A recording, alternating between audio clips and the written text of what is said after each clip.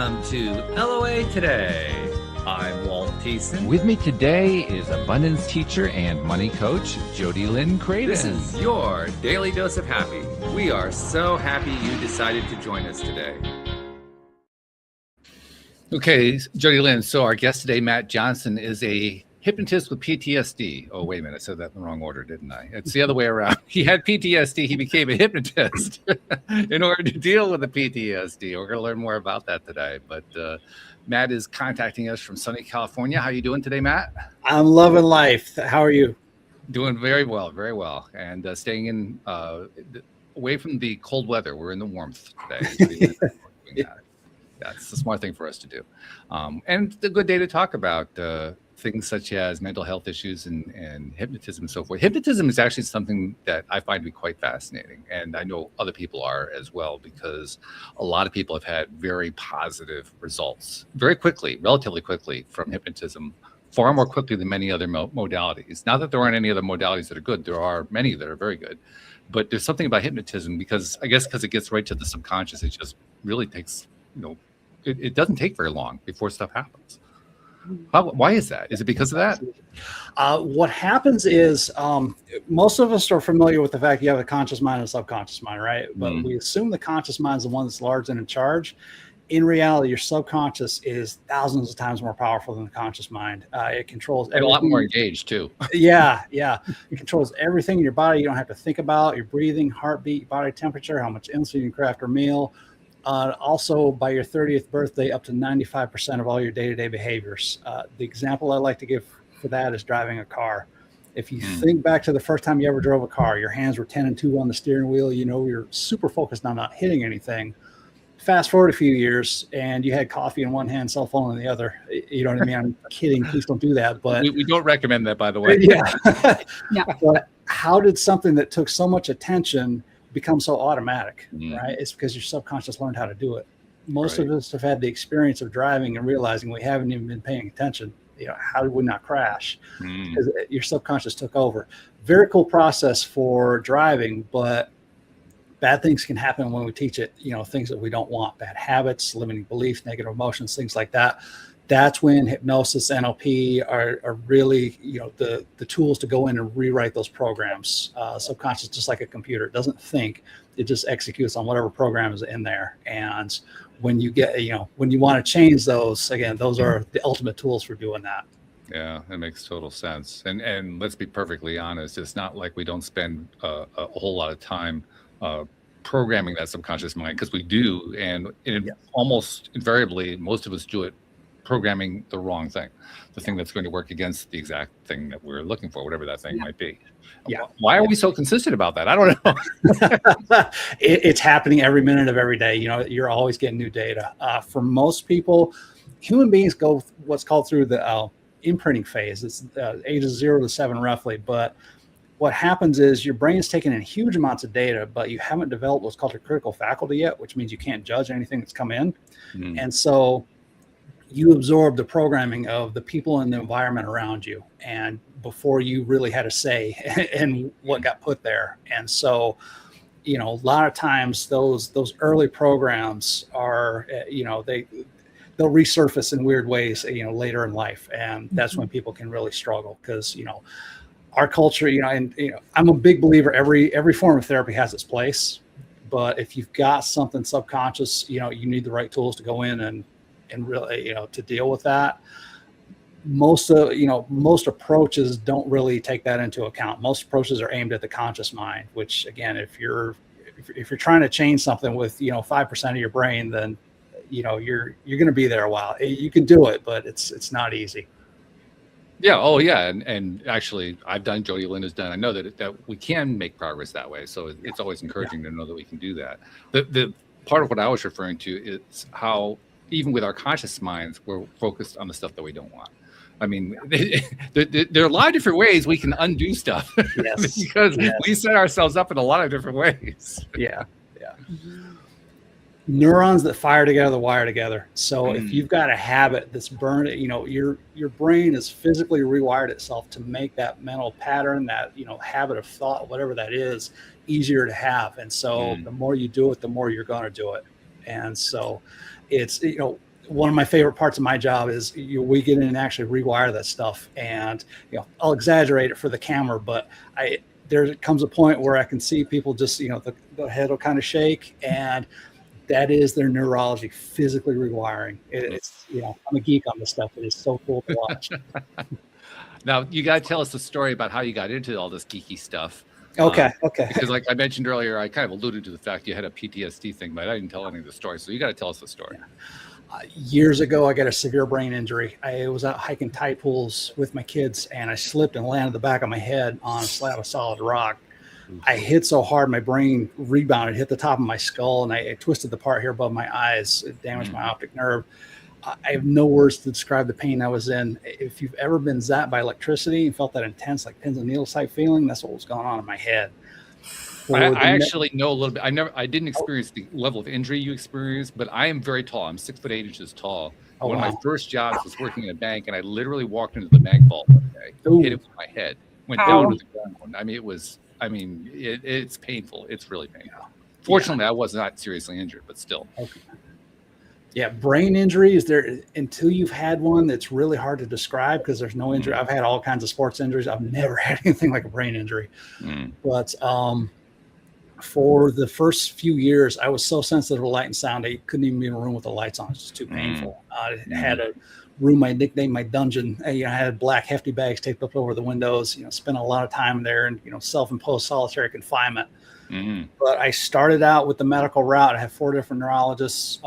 First one tells me there's nothing I can do for you, then tries to schedule me for a follow-up. I'm like, why am I going to come back if there's nothing you can do for me? I didn't say that, but it didn't make sense, right? But interesting sales pitch, but no. Neuro number 2 tells he gave me a pill that kind of took the edge off the pain. I'm like, all right, this is progress.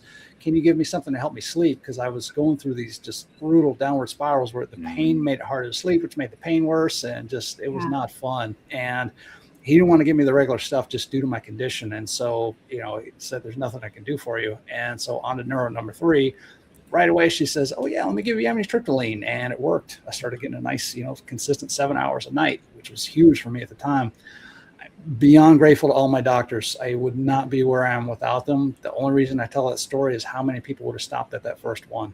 You know what I mean? When you're facing something serious like that, you've really, I talk about day 2 sitting in that dungeon. I did the thing that, paved my way to get out.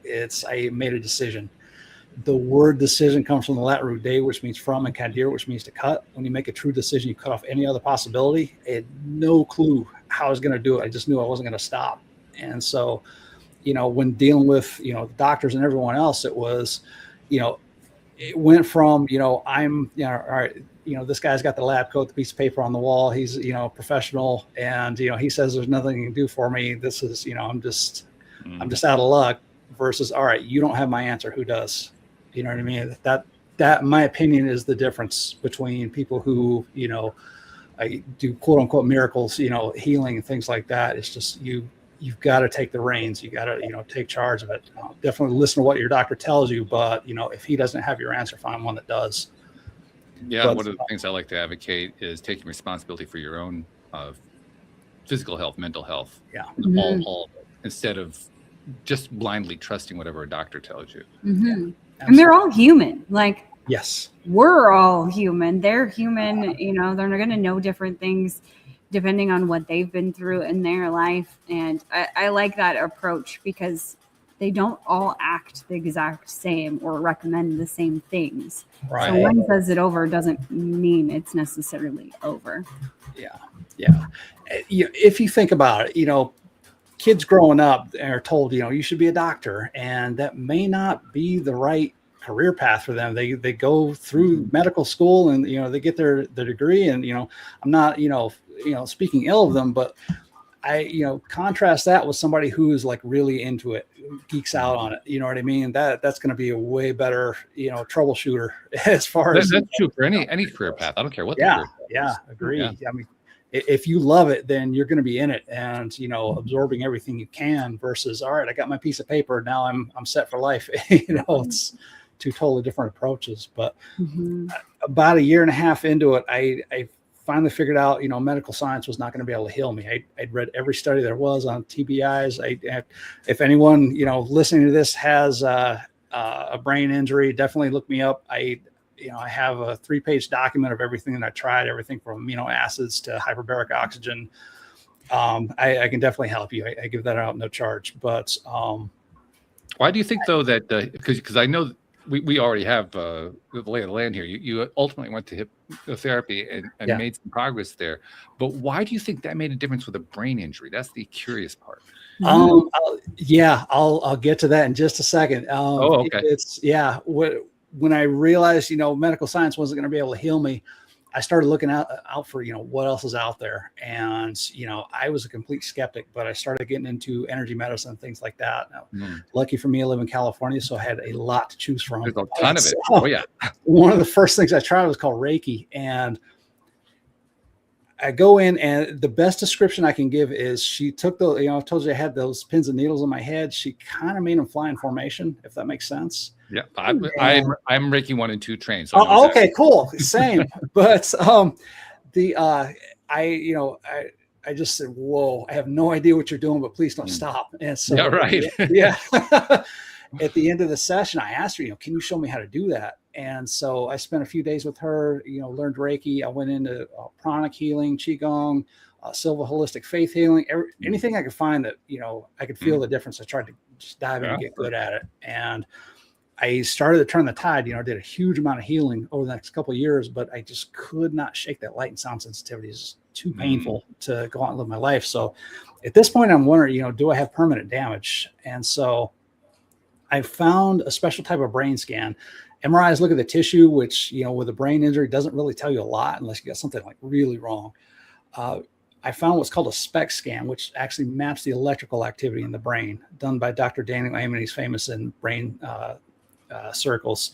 He's written a ton of books, and he shows scans of like Alzheimer's patients. Looks like they got a hole in their brain just because areas that aren't functioning. So right. Long story short, I went and got my scan, and my brain was okay, but areas that were supposed to be dark were lit up like fireworks. And I was diagnosed with PTSD that day. I'd had it for most of my life and never even realized it. PTSD you actually had before the injury. Yeah, way before the injury. But I had lived my life with it and never even really realized it. And my thought process at the time was triggered. I mean, you know where it came from? Yeah, I do. But it was long before that. But I right away I knew what the problem was. With a brain injury, the name of the game is bringing your brainwaves down to give your brain a chance to rest and repair itself. The PTSD was keeping me in fight or flight, sabotaging the healing process. So I knew if I wanted to heal the brain injury, I had to heal the PTSD first. Yet again, I had no clue how I was going to do that. But I was familiar with, like you said, the incredible power of hypnosis. My dad, I saw he smoked a pack a day for over 30 years, and I saw him trying over and over again to quit. Pills, patches, gums, you name it, failed every single time until he got hypnotized. After only one session, he told me he never even craved cigarettes again. I mean, that's how powerful it is. One of the I've heard that story many times. Yeah. But that, and I was also familiar with neuro-linguistic programming, or NLP, from a guy named Tony Robbins. Right. Tony famously had a woman that had 152 different personalities. He was actually able to integrate her right there on the spot in about 45 minutes. Yeah. Just not knowing a lot more than that, I got quadruple certified, hypnotherapy and NLP, and asked every single teacher I had the exact same question: how do you heal PTSD? And they all tried to help me, but none of them really had the answer. And so back to the internet, and for the next 2.5 years, I binged every course, every book that I could find. And eventually I put together a protocol where I was able to heal myself. And about 6 months later, I finally healed my brain injury. So you did that through self-hypnosis? Yeah. Just learning how to do it. I'd record, the exercises for myself and go through them. Things like bringing down the fight or flight response, dealing with negative emotions and things like that. Past events that had, scarred me, for lack of a better term. But I cannot state the power of this stuff, and it's just it seems like miracles. In reality, it's not. We're just dealing with the stuff where it lies. which is in the I'm fascinated by the fact that you were able to do it through self-hypnosis. Now, I have to admit to a kind of a bias, a prejudice, which is that if somebody else does a hypnosis on you, it's going to be more powerful than if you do it on yourself. That's like the built-in. I have that same bias. Yeah. Okay. And there's part of it is if you're in rapport with the person who's doing it, you'll want to do it for them subconsciously. You know what I mean? We tend to do more for other people than we'll for ourselves. Okay. But they also taught us first day in NLP school, it's like your expectation of their healing will set the limits for them. So, you want to, if you expect that it's going to happen, it probably will, because their subconscious mind will find a way. There's a really fascinating study. They took two groups of people. One group reported being very lucky and the other reported being very unlucky. And one by one, they took them to a restaurant and they'd laid a $20 bill on the floor in front of them.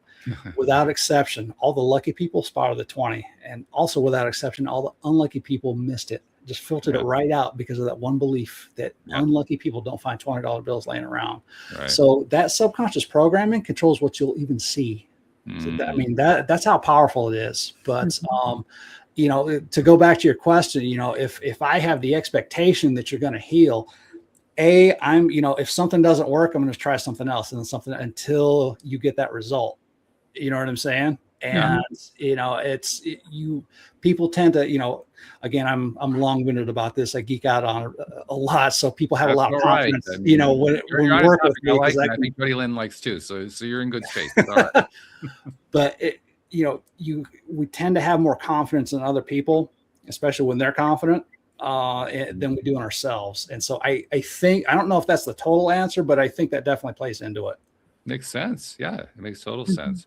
But I'm still fascinated by the fact that you had basically the same bias that I had, and you managed to pull it off anyway. That's impressive.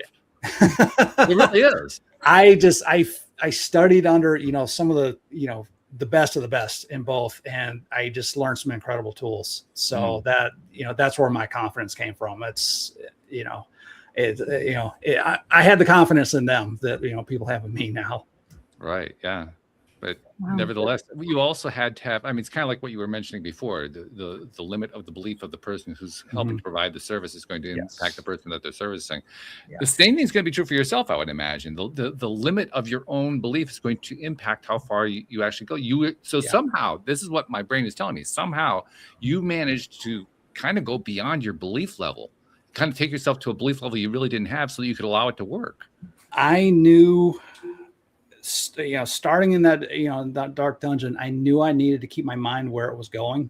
If that makes sense, kind of like the dollar bills. If I'm focused on, the injury or, what if this doesn't turn out so well, then my brain gets scattered. You know what I mean? I knew instinctively I needed to keep my eyes on, where I was going. And so I did not allow a negative thought in my head.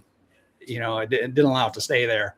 But I call it my PhD, pig-headed determination. I refused to allow anything else than complete healing. Yeah, and you obviously had a big belief around the actual content, like hypnosis or NLP. This works. You had a big enough belief in that, which probably helped override, like, I can't be the one that does it. Yeah. Well, like I said, with my dad, his experience, and, it was a miracle to me. I was probably 8 years old when it happened. And what I'd seen from Tony, I knew the incredible power of this stuff. So, it's, that's probably where a lot of that confidence came from. Yeah. So, okay, that helps to explain it, which is very cool. I'm liking that a lot. Do you find that there are any, I'm going to say limits in there. As soon as I say the word limits, I'm realizing what I'm saying, but I'll go with it anyway. Do you find that there are any limits as to what hypnosis and hypnotherapy can actually help with? I don't think so. I think if you can believe it, you can achieve it, honestly. And that sounds really cheesy, but I've seen some really miraculous stuff. There's actually, exercises to, we've all heard of the placebo effect, right? drug companies are legally required to test for the placebo effect because it's so powerful. It's been shown to have up to 70% cure rate in clinical drug trials, right? Yeah. How does that happen? It's the subconscious has the belief, right? If you could imagine for just a second, do a quick experiment. Imagine biting into a big juicy lemon, right? Imagine crushing that between your teeth, feel that juice squirt in your mouth. Now, you start to salivate just a little. Oh yeah. Where's the lemon? I don't have one. Only in your imagination, right? You just create a physiological response with nothing but a thought, right? You communicated that thought to your subconscious, which controls not only your salivary glands, but also that pit in your stomach when you're nervous, or the tightness in your chest or whatnot. Also, my personal opinion, chronic health conditions, those have been linked to stress over and over again, right? Going in, when we go in and change that programming, the subconscious realizes, hey, let's handle this in a different way. Just to show you the power of it. Dr. Bruce Lipton in Biology Belief talks about beliefs can literally reprogram your DNA, switching genes on or off. Way back in the day, Dr. Bernie Siegel from Yale did really fascinating research with multiple personality disorder. He saw his patient's eye color change, going from brown to blue. Scars, physical markings would disappear and reappear. Health conditions like high blood pressure would disappear depending on what personality was coming through. I mean, that is the incredible power of your subconscious. And I just seeing evidence like that, I honestly don't I don't know how to change somebody's eye color, but I know from him that it's possible. Dr. Bernie Siegel, that's how you do it. I would never put a limit on it. No. Yeah, I get you. That it's just astonishing. It really is astonishing, and it's something that I'm actually going to be diving into personally more and more, just because I'm feeling more and more drawn to it. Nice. But let's continue to carry the conversation on in this conversation, just because that always just fuels me anyway. I'm curious to know when you engaged in trying to hypnotize yourself, or at least to use the therapy on yourself. I'm still this is my own block that's in place. I can tell that's what it is. Okay. But how did you get past your belief? Because you had this doubt, and I mean, like you said, you kind of trusted the people that were teaching you, but still you have to sit down and actually do it. Right. And at that moment, that's when you're going to be most, it's like looking in the mirror. You can't avoid the fact that the person looking back at you is you. Yeah. I was fascinated by it. And, the people that I learned from, I became a fanboy, but it was just such, learning it. I would go through the exercises in my head and just see, whoa, this is incredible. And so when I, would later do it under hypnosis, I already had that belief. I knew what it could do. So you basically had got yourself some results, some minor results, just to kind of feed you the idea this stuff actually has an effect. Yeah, absolutely. See, that makes sense. That makes a lot of sense. That's kind of like the one little step at a time approach. Oh, yeah. Well, and I mean, at that point, what did you have to lose? Like, you had everything to gain and nothing to lose, because everybody was telling you this will work or that'll work, and those things weren't working for you. And you trust me, I tried them all. Yeah, exactly. So really, at that point, if you're so focused on I'm going to heal myself, or I'm going to heal this thing, and it is possible, what do you have to lose to try doing it on yourself? I mean, you'd probably take it even to the next step. If it wouldn't have worked, you probably would have found somebody, taught them your protocol, and said, do it to me. Yeah. If you think back to being a kid and your favorite game of pretend, right? For me, it was, my buddy and I, we'd have sticks as guns, we'd go play G.I. Joe, hunt each other in the woods and stuff. At some level, that gun became real in our imagination. You know what I mean? If part of us was hanging back saying, no, it's just a stick, then we lost some of the impact, right? The same exact mechanism works in hypnosis. To the degree you can just dive in and be a kid again and play pretend, that's the degree that you see the change. So I knew that at the time, and I'm pretty good at doing that. So, that probably played a lot of, played a big role in me, succeeding. Well, that also kind of hints at why it might be so effective in dealing with childhood traumas, because when's the best time to think about, what it's like to be a kid? Well, it's when you're a kid, Yeah. when you're experiencing all this stuff. So I can see where there's some malleability there you can play with. Yeah, and in that alpha, or in that imprinting phase that we talked about, the 0 to 7, you're in what's called an alpha brainwave state, which is very close to hypnosis. And so when you get into hypnosis, you're actually very very close to the brainwave state that you were in when you picked up all your crap. So that's why it's makes it easier to go back and not only access those programs but change them. So. Wow. To whatever degree that we can, obviously, we're not talking about a particular case, so you have to be generalized here. But when you're helping someone who has had something that goes back to childhood and you're trying to rewrite some of that programming, describe how you take them through that. Because, I mean, anybody who knows anything about therapy or anything like that knows a lot of that can be pretty traumatic to go back to, especially, depending on what the severity of the trauma was. It can be a major deal. So how do you walk through this with hypnotherapy? First of all, I'm not a doctor. I don't diagnose or treat any kind of conditions. I help people with mental processes, right? So what we'll do is first we want to bring that fight or flight response down, right? That, when your guard is up, it's really hard to change. So we focus on bringing that down first. I have processes that I do. We'll deal with those memories. We'll kind of, you guys are probably too young to remember records, but once you scratched a record back in the day, it would never play the same way again. We kind of do the same thing to memories. We just, you still have your memories at the end, but we've just taken all the emotional sting out of them. If that makes sense, we've showed your subconscious, hey, this is not a threat anymore. And that's a huge release for people. I have a process that I use called timeline therapy for negative emotions. Your timeline is just how your subconscious processes time. And so there was a time before you knew what anger was or sadness or fear. We can go back to that time in your neurology where you didn't even know what it was, where you're free from it, and we can use that to clear it. Beyond that, I have hypnosis exercises I do to, physically clear, stress and, all the garbage out of the body, things like that, and stuff that we can do I have a process that I take people through where before you took on a body and before you picked up any of your crap. And so we can undo a lot of those programs. I do a lot of work with Tony Robbins and his 6 human needs. Everything human beings do is a result of one of those needs. So we just rework how you meet them in healthy ways as opposed to, whatever's going on. And then, we use that to clear all your crap out of your timeline. But again, it's different for everybody. It's, there's so many, like I had no clue that it was even possible for me to have PTSD. I just, again, I thought that was something soldiers got, right? But, it's, once I started to get into it, soldiers, child abuse, domestic violence, natural disasters sometimes, first responders is a big category.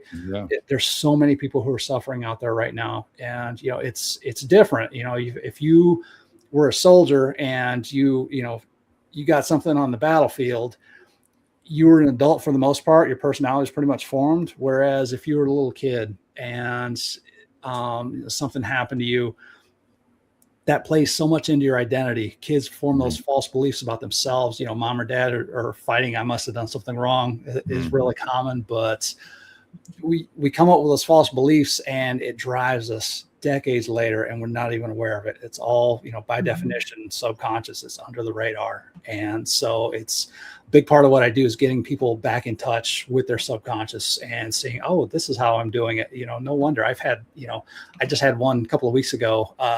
She realized in the middle of hypnosis why she had migraines because she was, stressing out her face, right behind her eyes there. And she'd been doing it for decades, never even realized it. Wow. It's just one of the pioneers of hypnosis. Milton Erickson was a brilliant hypnotist, but he was telling people, hypnotists who he was training, your clients are your clients because they're out of rapport with their subconscious mind, which makes a lot of sense. And so that's one of the big things that I do is I just get people back in touch with those processes so they can really tune into what's going on under the radar. And once you know about it and, once you have the tools, then you can take control of it. Mhm. I'm loving that. Yeah. And Jody Lynn, I've actually talked about this offline so much. We don't really talk about much on the show, but we have talked about hypnosis and hypnotherapy and so forth offline. I mean, Jody Lynn, we actually were talking about it a couple weeks ago. But what are you thinking about right now? We've already kind of you've chimed in a few times, so I get some idea what you're thinking about. But what are you thinking about? Where Mhm. what Matt's talking about? Well, I think it's so interesting. Like, I believe that every disease is something from, like, it's dis-ease, something mental that's going on, trauma stuck in your body, you know, whatever. I believe that.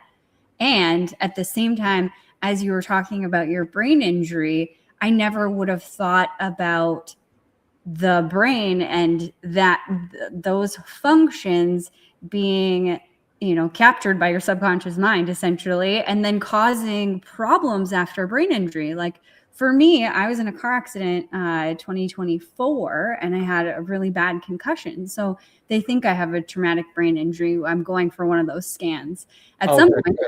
Good. But it's interesting because now that you're talking, I'm sort of relating some of the things that I've gone through. Like, I felt like a different person for a lot of the last, you know, like 18 months. Yeah. You know, like even handling stress or like negative things or whatever, I had built up for so many years, all of these things, tools to be able to be like, okay, you know, water off a duck's back and move on. And I would just be so calm about a lot of things. And like that was gone. I was like a rage machine, or like all these different things that I never, even headaches, never thought about that being connected to subconscious things. So it's making me think right now, what's going on there? Yeah. And every brain injury is different. It's like a fingerprint. And you've got to realize you change the hardware, right? You physically change the brain, so it will respond differently now. Yeah. Just to give you a little bit of my story, I was on the wrong path in life, and I had no clue I had PTSD or any of what we're talking about today. And if I hadn't gotten the brain injury, I never would have even realized it. And I was noticing that. Yeah. yeah. And I never would have gotten into the stuff that I'm into. And I'm obviously, I love it. You know, I'm geeking out on it. You know, you can't get me to shut up, but it's, Love it. you know, I don't want another one, but you know, it wound up being a gift for me, and it can be for you too. But you got to decide that you're going to make it one.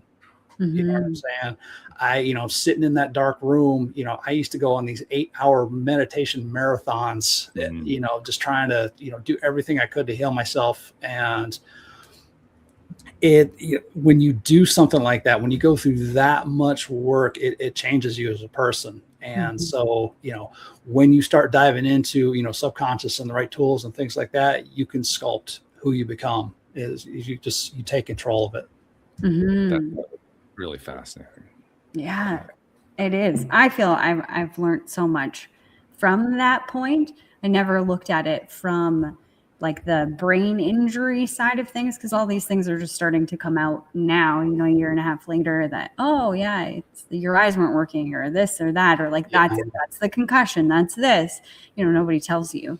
You know, you're going to have incontinence after a concussion or something, or a brain injury. And you're like, oh, okay, that's why. Okay, got it. You know, hit me up after the show if I don't remember. I have a 3-page document of everything that I try, you know, everything, amino acids to hyperbaric oxygen, right? And I gave a presentation on it to the San Diego Brain Injury Foundation, where I explained, you know, all the hair brain treatments and what they do. But definitely more than what your neuro is telling you. I got to the point where I was teaching my neuros. Yeah, but I love that. Hit me up. I share that, no charge. I just have it on Google Drive. I'll send you a link. Well, and I just love the way that you look at life, and the way that you looked at that problem that you were going through. Obviously, that came from somewhere before. You were already in that belief system of like, I'm going to make it work. I'm going to make it happen. I'm going to heal myself. Something was there before, I would assume, before the brain injury, that like a belief system that led you to like, I'm making a decision.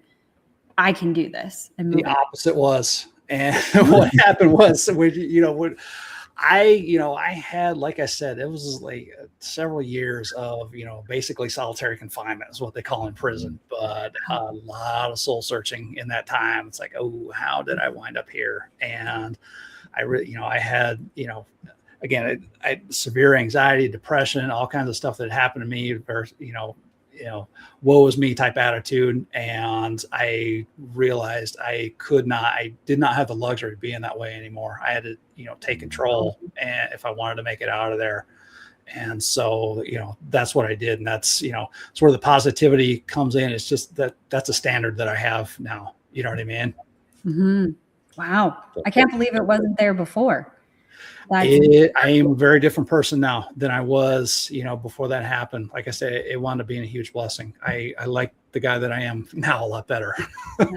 Wow. Well, the story you're telling is actually very common here on the show. Now, I mean, not so much about the brain injury and all that, but the story of having gone through what we call it a crash and burn moment. You went through a really severe crash and burn moment, came out the other side. And even though you never want to go through it again, you're so grateful. It's one of the best things that ever happened in your life. That plays out in interview after interview after interview. Yeah. I see the same thing. The pattern that I notice is most common is we go through stuff, usually in childhood, that, breaks us, or, you're not broken, just, running bad patterns, but, it impacts us. And you have a choice at that point. You can either, wallow in it, and, a lot of times it's justified, what they, the stuff that, I've dealt with a lot of people who you would think have charmed lives, but they don't. They're just really good at hiding it. But I had no idea how evil people could be to each other until I got into this line of work. It's sad, but you can either, wallow in that, or you can just, make the conscious choice that I'm not going to let them take today from me too. You know what I mean? And reclaim your focus. Every human being has complete control over two things: what we focus on and the meanings we give to it. The ultimate example of that is Man's Search for Meaning by Viktor Frankl. He was in Auschwitz. He was a Jewish psychiatrist and saw his family die in there. But he noticed an interesting pattern. People who developed what he called a compelling future. And a lot of times that was just, I'm going to get out of here so I can tell the story so this never happens again. Those were the ones that made it out. The people who got in there and threw their hands up usually didn't last long. And so it's, again, it's your life. You only get so many trips around the sun. What do you want those to look like? I encourage people, think of yourself as 100 years old, sitting in your rocking chair, looking back on your life. What do you want to be looking back on? And, just start to reverse engineer it. All right, what do I need to do to, today, this week, this month, this year to make that a reality? That is one of the fascinating things, how different people respond to the same kinds of negative situations. Yeah. Because you're right. I mean, we could come up with all different kinds of categories. You picked two categories. One category, person who just kind of falls in on themselves and doesn't do anything. The other person takes control in some form and moves forward. But however you categorize it, there are differences in mentality that are associated with it. And that's what keeps going through my mind as we're talking about hypnotherapy, because hypnotherapy is also about impacting that mentality. So it's basically adopting a mentality that opens yourself up to changing your mentality. Yes. I like that. It goes back to, I talked a little bit about the 6 human needs, right? In the former category, somebody who wants to wallow in it. And I've been that person. I'm not, it's not about being judgmental. I'm not saying anything negative about anyone, at all. It's your life. It's your choice. I just want to, outline what that is for you. But one of the 6 human needs is significance or importance. Some people get significance by the way they dress. Some people get significance by, just having the biggest problem, right? Bad example of this, 9/11, Bin Laden got significance to bring the towers down. The firefighters got significance by risking their lives for strangers. Same exact need, just totally different ways of meeting it, right? How are you meeting yours? And is it healthy for you? Which is probably the one question that more people are asking of themselves now than ever before. That's at least what my perception is. Jody Lynn, you're a coach, so you may have a similar perception. I'm not sure if that's always the perception of everybody out there, but I'm telling you, I just see more and more people asking that question of themselves every single day. You probably do too, because you're dealing with people as a hypnotherapy coach. Yeah. I deal with people a lot on like identity shifts. You know what I mean? Just redoing their self-concept and all that. And I tell you, especially since COVID, there's people are feeling so disconnected. Social media and phones definitely do not help. We're cutting off our connection to other people and trying to get it through a screen. Yeah. Right. And that's not good. That's one of the things I did a course back in the day. And one of the very first things I had people do was I put them through a hypnosis to make them dislike social media. Because I knew they wouldn't finish the course if they were stuck to their phone. So we just got that out of the way. Right. But yeah, these things we carry around in our pockets, those little attention span destroyers they're so addictive and destructive to your attention span. And so, I turn off all notifications except for texts in my calendar. So clients and my kids can get a hold of me, but Starbucks can't hijack me with their latest promo. And I usually keep this thing in a drawer. And, so I have to work a little bit to get to it. I try to keep my screen time down below 15 minutes a day, but just because I see the destruction that it does, try it. So seriously, try it. And you can use the 2 millimeter approach to start where you are. If it's, however much time it is, try to cut, 10% off or, half hour off, and just try cutting back. You will gain a level of clarity and focus and happiness that will seem weird to you at first. But once you've had it, you won't go back. Mm-hmm. That's what I noticed going out to the country. Since I've moved out to the country, I grew up in the country. I grew up on a farm, and then, make my way to a city, make something out of myself. Right. And I ended up literally like 5 miles from where I grew up here. And I love it. It's the most amazing thing. It's funny that I had such a wildly different perspective that there was nothing good here. Yeah. But now I really see it, like going back into the city. I feel the energy shift. I feel everything change, my own system included. It's different being out here. And it's so funny. We have like a block party for all of the neighbors and whatever, like a crime watch kind of thing. Everybody gets together at my parents' farm, and we have this big to do. And I was trying to get everybody onto like a WhatsApp, and all the old guys are like, well, I don't know how to use my phone and la la and whatever. And they're like, where's your phone? And I never have my phone on me. Good for you. I have it in my car or like whatever. I'm working, or I'm here to be here. Yeah. So I don't have my phone on me to show you any of the things. And they thought it was hilarious. And also they were, blown away that being my age, that I wasn't tied to my phone at that time.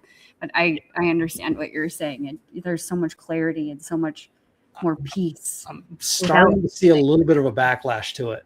I don't know if you guys have too, but I think that's going to be one of those things where we realize what we've done to ourselves. And so people start to rein themselves in. But it's already happening. Yeah. I can attest to that. I mean, we've had guests on the show who were in their 20s. I remember this particular couple that came on, I'm going to say within the last year. I don't remember exactly when. But they came on to tell us about how they had a special retreat with their friends where they all went off to a place together, and they all put their phones away for an entire weekend. It was an amazing experience. Yeah. Yeah, they were in Colorado. I know exactly who you're talking about. Yeah. Absolutely. You rejoin life. Yeah. It's a weird feeling when you first do it, but once you get a taste of it, you will not go back. Yeah. I think perhaps that's one.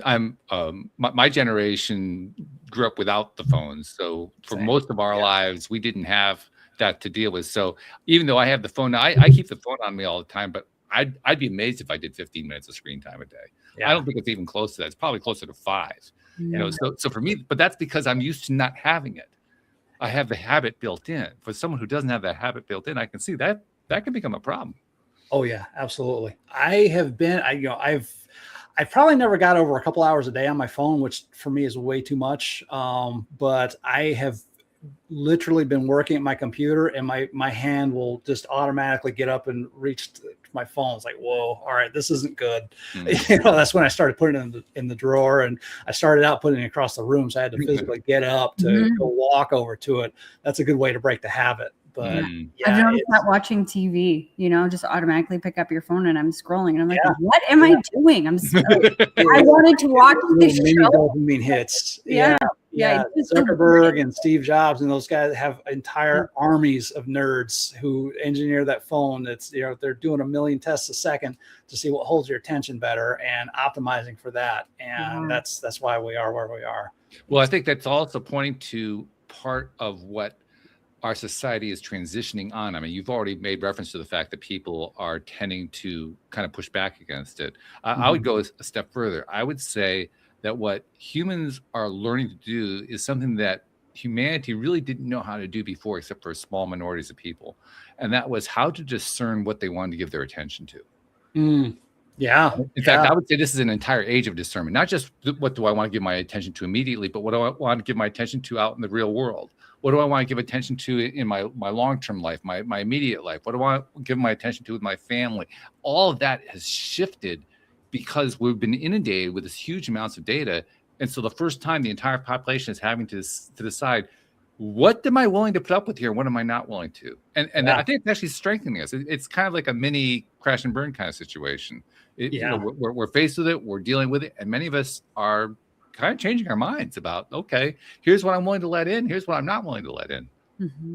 It's become a crisis for a lot of people. You know, I have 2 teenagers and I fought that battle for, you know, I knew what it was doing to their brain, but at the same time, I also knew that, you know, all their friends were on Instagram and TikTok and all that. So if I took my kids' smartphones away, which I wanted to do, but, you know, then I'm kind of isolating them. So I struggle with, where do I draw that line? You know what I mean? And we tried screen times and my kids would factory reset their phones, get around everything. Wow. Seeds were planted though. My oldest told me, you know, she said, Dad, I was so mad at you for that, but now I see why. She said, my friends can't even make it through a 30-minute TV show. They don't have the attention span for it. And so they do get it. Wasn't fun in the moment, but you know, they do appreciate it later. Yeah. It's also fascinating to me how the young have more to teach us than we have to teach them. And that's an example of it right there. Yeah, absolutely. Yeah, I love that. Jody Lynn, you got anything else that's on your mind before we move to the closing phase that we always go to? No, I'm just loving this conversation. Yeah, I'm loving it too. Thank you. And oh, by the way, actually, well, this will tie into what we're about to do anyway, because the question I always like to ask you first as the guest is, you know, I presume that you like to have people reach out to you to find out more and learn stuff from you, and you can share stuff, maybe talk to you about your service, that kind of thing. But you also mentioned the 3-pager that you have put out there. How do they get hold of that? Just send me a message. You can find me on Facebook. You can go to my website and drop me a line. But my website is mattjohnsonnlp.com, mattjohnsonnlp.com. And I have a free course up there. It's called Calm on Command. It's basically we're taking you through how to physically reset your nervous system, get it to chill out, how to deal with, you know, intrusive thoughts, you know, negative thoughts, inner critic, all the things that cause stress. We're giving you a boot camp, and there's also a hypnosis in there that'll I call it deep emotional detox. We're basically gonna wipe that stuff out of your body, but you know, that's all for free. You can get it up there. For the brain injury stuff, just drop me a line. That's very cool though. Yeah, that's very cool. And I especially like the fact that you have a 3-minute thing that it's not just free, it's something that you can apply in 3 minutes and you're going to get a result. Yeah. So many of the things that, I mean, because people are always trying to help out and they're giving things away when they're coming onto the show and so forth. But very rarely can you actually apply something and get something back immediately out of it. Yeah. One of the first exercises is I call it unspinning fear. If you guys are up for it, we could do it right here on the show the result. But think about something you're stressed about. You know, it could be an overdue bill, conversation you don't want to have. Maybe a person intimidates you a little bit. Think about it and notice where that stress comes up in your body. Point to it. Now, in your mind's eye, if that feeling had a color, what color would it be? First impression. Red. All right, cool. Is there more than one color? No, it's red. Okay. So that red feeling, if it had a shape, what shape would it be? What shape would it be? Well, I have a direct bodily association. It would be the shape of my jawline. Okay. All right. So that red jawline, that feeling, if it were moving, what direction would it be turning in? If it's hard to tell, try turning it one way than the other, see what feels more natural. What direction would it be turning in? I don't know that it's even turning. Okay. If it were, what direction would it be going in? Try turning it one way than the other. See what feels natural. All I get is the feeling of going from one side of the temple to the other side. Okay, perfect. So just take that process and reverse it. So for most people, it's going to be turning in a certain direction. Try the opposite way and just see what that does to the feeling. Now, find your favorite direction, whatever that is, whatever feels most peaceful, most empowering for you. And you can spin it up in that new direction if you'd like, make it go faster and faster to amp up that feeling while you drain all that color right out of it. Just make it totally transparent in there. And then fill it back up with whatever color you like. Some people like gold or pink, green or blue, whatever feels most peaceful for you. Still spinning it in your favorite direction, your favorite color. Try adding sparkle to it and watch it start to swirl throughout like a candy cane or one of those poles in front of a barber shop. Most people who did that exercise will feel a physical shift, right? That's one of the exercises in the free course, by the way. But it's what we did was we took, like I said, your subconscious controls everything in your body, including that pit in your stomach or your jawline or whatever that is for you. We gave it a visual component, right? We gave it a color, a shape, a spin, right? Once we do that, we can then start to play with it. We do the opposite of that. No, get rid of the red. Let's, fill it back up with this new color. Let's, do the sparkle and all that. That tells your subconscious mind, all right, we're going to handle this differently now. And that leads to physical body changes. I like to use that one because it's easy and quick. Sure. That right there is NLP. That's how it works. We're just communicating to your subconscious mind. Let's not do this. Let's do it this way. Very interesting. Thank you for sharing that too. So, okay, Jody Lynn, time to go to you. And she knows exactly what I'm about to do here. But okay, Jody Lynn she's like you. She's a coach.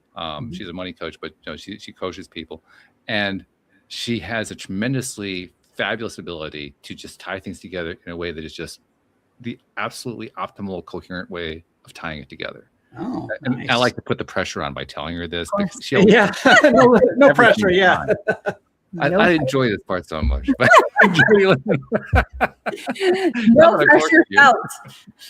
I'm just kidding. I feel the pressure and I welcome it as I, spit some great things out. This conversation is so amazing and wonderful. I think because our society today is distracted. Our attention spans are like of a goldfish, squirrel or whatever. It's so small, and we're focused on a lot of what's going on outside of us rather than what's going on inside of us. We've lost this connection with each other and with ourselves. And it's such a beautiful thing what you're teaching, Matt, to take control again and to choose your own destiny. And I've always been a firm believer that we can do it. We can make a difference in our lives. We can change anything in our lives. But there's so many people that are stuck because of the things that they've been through, the things that they've experienced, and what they've been told, that whether it's by doctors or professionals or, their parents when they were a kid, whatever it may be, that you can't, that you're stuck. These are your circumstances, and there's nothing you can do about it. And your story today is just another layer of testament that no matter what, you can do something. You can make a change in your own life. You can change your circumstances, and you can choose for something better. And I love the quote that you had at the very beginning: a true decision cuts off all other possibilities. And that's really what we were talking about today, is that possibility that change is possible and that it can work for you, whoever is listening to this. So thank you so much for that message today, Matt. Thank you. Yeah, you said it so much better than I do. I didn't oversell her. I mean, she delivered. Yeah. It's one of my gifts. So. It really is. Yeah. It's one of the reasons I love you. You're just fabulous on that. Thank you. something else I want to kind of jump onto here, and it ties into what Jody Lynn was talking about. But it's astonishing to me, and it's fascinating to me how we've had other hypnotherapists on the show before. You're not the first one. I'm curious. This is kind of set up the way I'm saying it, but I'm curious to know what your answer is going to be, because I asked them, "Do you have a book?" And none of them have had a book. And I'm thinking, wow, these are some of the people who have some of the most amazing stories to tell, and they don't have a book. Matt, do I dare ask you, do you have a book? I have one in my head. Does that count? That is one of my goals for 2026 is to write my book. Yeah. It's one of those things. If you're struggling to write a book, a great book on that is called The War of Art by Stephen Pressfield. But he talks about just basically right for the wastebasket every single day. I'm kind of hammering out the outline for my book, and once I get it, then my brain will wrap around it, and I'll become obsessed until I get it done. But yeah, I'm sure. Yeah. Well, you've already demonstrated that you have that ability to obsess in a very positive way. Yeah. So I can imagine that's the way. I mean, many people have different experiences of writing books. I've written. Jody Lynn has written. When you write a book, you're going to do it your own way. For me, my first book took me 9 months. My second book took me 2 weeks. So, wow. I mean, it kind of shows how I tend to progress on things. And I'm sure that you're going to do kind of a similar thing with your book. I mean, I get the sense that your book, you're going to be focused on it in your mind for, I don't know, months, perhaps years at a time. And then when you write it, it's going to be bam, it's going to be fast, because you're just going to race through it to get the whole thing down. Yeah. I mean, that's just my guess, but that's what I think is going to happen. I'm motivated to get started now. Thank you for that. Perfect. Well, it actually leads up to the last thing I like to do on the program each time. And boy, this is one time I really love doing it. I like doing this every time, but this is one time that I really love doing it. Because, well, we've been making mention of it. I mean, you mentioned all the stuff about the phones and how we're glued to the screens and so forth, that we're in the 21st century. We're doing stuff that, like I said, I didn't grow up with this stuff. I mean, this is, relatively new to me. It's relatively new to all of us. And it has come along with all kinds of really wonderful things attached to it, because you're in California. I'm in Connecticut. She's in Alberta, Canada. I have other co-hosts in other places too. We can do these conversations like we're sitting in the same living room. That wasn't possible 30 years ago. And I love that. It's a wonderful thing. And it enables us to share information with people that we would never be able to reach before. I mean, we can do it through the social media. We can do it through courses that we offer. We can do it through coaching programs. There are lots of different ways that we can impact people. And many times we're impacting them in ways we don't even know about, because they're just picking it up. They're seeing something, they're hearing something, they're reading something. And I noticed something. I said, you know what? We're not getting credit for that. True. I said, well, we should do something about that. So Matt, on behalf of those people you've never met, never seen, and never will meet, never will see, who you've been helping in ways you didn't even know about just because you're sharing your message, on their behalf, thank you for what you're doing, because you're making a difference in this world. Thank you for that. I appreciate it. I think it's really important. That's why I make it a practice to do this, because we need to appreciate that. We need to be appreciated. We need to appreciate others. I mean, Jody Lynn and I have talked so much about the power of appreciation. There's a really easy way to appreciate it, and to do it every single day. So I do it with every show.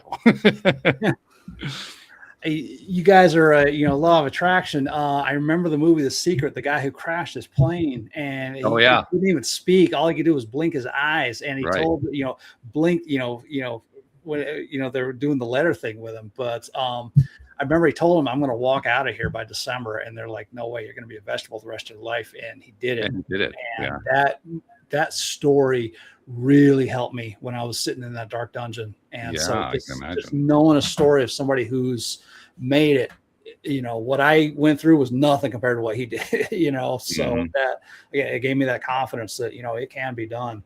Well, that's the advantage. That's part of the reason why I thought about a book, because I imagine when you write a book, you're going to also include some of your own stories and the stories of people that you've worked with. And stories like that are inspirational. Yeah. They help us to believe that whatever we're dealing with can actually be dealt with. Yes. Mm-hmm. And we need it. That's how we get to that decision stage that you mentioned. That stage where we just cut off and say, okay, I'm doing this no matter what. Yeah. Mm-hmm. Yeah. And I will tell you, since we're on the topic, there was a study where they, when doctors told patients you have 6 months left to live or whatever, 50%, half of the people died on the exact day the doctor predicted. Wow. That just blows my mind. Yeah. But, people, when they tell you it's impossible, that means it's impossible for them. They are not the, there are very few people who geek out on the subconscious and, what's possible more than I do. I will never put limits on you because, people astonish me all the time. You have just an incredible ability. No one ever, fulfills it. If you have a hard time believing that, look at somebody like Stephen Hawking, couldn't even speak, and he changed our understanding of the universe. You know what I mean? You have potential beyond what you can even imagine, and you just have to believe in it. And like I said, develop your own PhD, a pig-headed determination that I'm going to find the way, or I'm going to make the way. Well, do us a favor, keep geeking out on it, okay? I intend to, yeah. Exactly. We appreciate it so much. Thanks for joining us, and keep doing your stuff. And we look forward to hearing when the book is out. So let us know about that. I will. Thank you so much for having me. It's great to be here. Thank you for being here. Thank you to our podcast listeners everywhere. We will see you all next time here on LOA Today. Goodbye, everybody.